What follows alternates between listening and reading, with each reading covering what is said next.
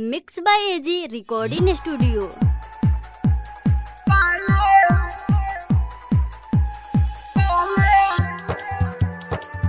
आप सुन रहे हैं एजी एंटरटेनमेंट की धमाकेदार प्रस्तुति।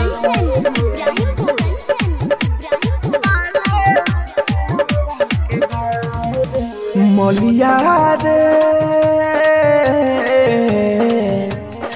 आहा मलिया रे काले चल जाई पियावा के गाँव रे। मलिया रे काले चल जाई पियावा के गाँव रे।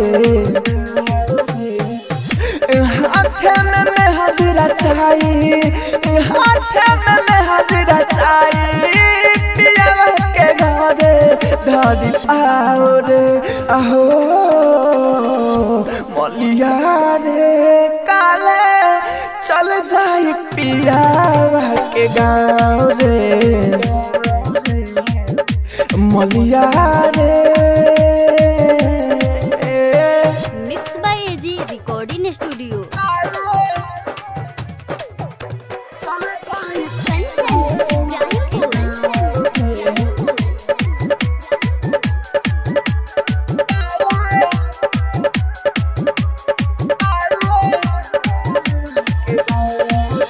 छोड़ के अकेला जाई करी का बोल रे भाई।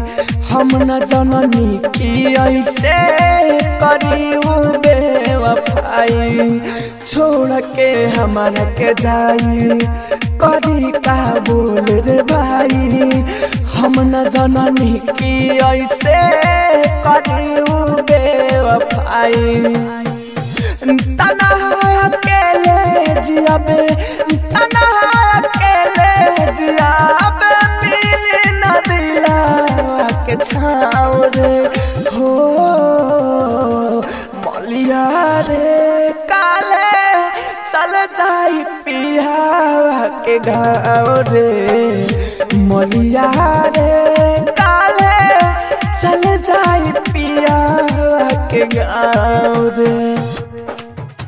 आप सुन रहे हैं एजी एंटरटेनमेंट की धमाकेदार प्रस्तुति।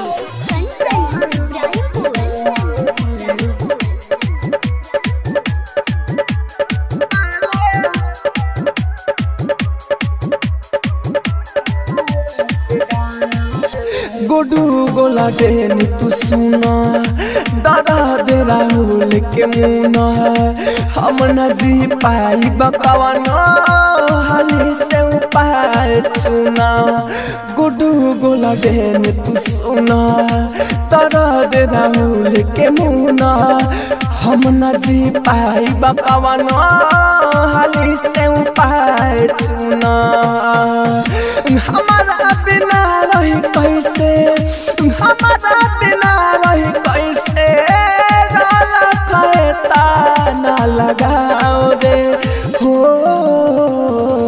मलिया रे काले चल जाई पियावा के गाँव रे। मलिया रे काले चल जाई पियावा के गाँव रे। एजी रिकॉर्डिंग स्टूडियो रोशनपुर सपहा।